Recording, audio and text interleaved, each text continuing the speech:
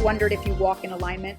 Now, I know that's a funny question, but if you think about it, how often in your days do you spend time walking? And then think about how many years you've been walking. And over those years, you've probably developed some poor postural habits, and that's totally common. It happens to everyone. So what I want to do is sort of correct those poor postural habits, start to get you a little bit more aware and more in control of your body as you're walking. My name's Gretchen, founder of Balance to the Core. I'm here every week with a new video, so if you want to be notified as soon as I have a new one, hit that subscribe button as well as the bell next to it so you never miss a video. So in this video, I'm going to give you my top 6 tips on how to get yourself into alignment while walking.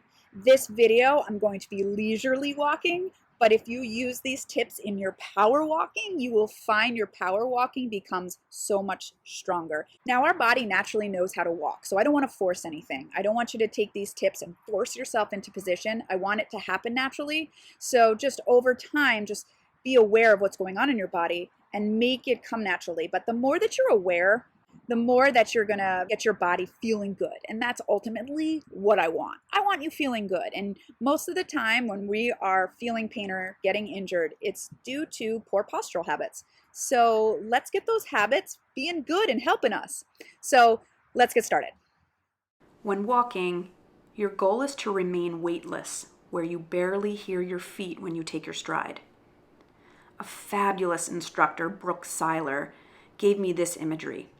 Imagine helium balloons attached to your rib cage, and they're lifting you up so that balloons lift your ribs and float your upper body up towards the sky. Which leads me into tip number 1. You want to always feel like you're creating space between your ribs and your hips. So as you engage your abdominals, you want to imagine wearing a tight pair of jeans. So you want to pull your belly in and you want to lift it up at the same time. Tip number 2. Imagine that a pile of books are balanced on top of your head. So your focus is forward and your chin is level. So by doing this, you can't let your mind wander or else the books will fall. This is really beneficial when you're using your walk as a workout or for something that's a limited time, such as when you park your car and walk into a store, or you're walking to work. Something with a very limited specific time, you can really concentrate on the alignment of your walk. And as you experiment with this, you want to experiment with staying present as long as you can. Tip number 3, keep your hips even and balanced. So try not to sink into the hip so that it sticks out. People commonly sink into the forward moving hip, and this is going to cause an imbalance and misalignment as well as overuse of muscles. So really think about keeping your feet with equal weight on both sides, and that will help keep your hips even and balanced. Tip number 4, roll through the foot from the heel to the toe. So you want to propel yourself forward in your stride by rolling through the foot evenly from the center of the heel through the ball of the foot. You also want to keep both feet with equal weight so that your body stays balanced. Tip number 5, support the swing of your arms with your back muscles. The back muscles are where all movement from your arms should be initiated from, because your back muscles are the foundation of your arms. And what this is going to do, it's going to prevent overuse of your rotator cuff muscles. And it's going to release a lot of tension in your body so those shoulders won't be shrugging up to your ears. And when you use your arms from your back muscles, you're going to create a lot more power in your body. So you can actually use the sway of your arms to help propel you forward in your stride.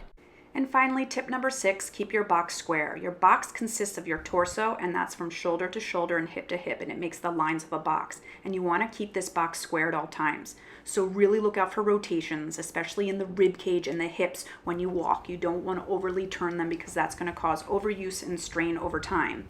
You also want to keep your spine straight and neutral. Don't allow that tailbone to stick out because you're going to cause a lot of pain and strain in the low back and hips. What you want to do is you want to keep your tailbone reaching towards the floor. Don't overdo this, don't push into it, but you want to keep that pelvis neutral at all times, especially when you're walking, and it's going to allow a really efficient stride. So to summarize, you want to create a lift of the upper body so you become more light on your feet and long in your spine. You want to keep your gaze forward, your hips even, and you want to roll through the heel to the toe of your foot.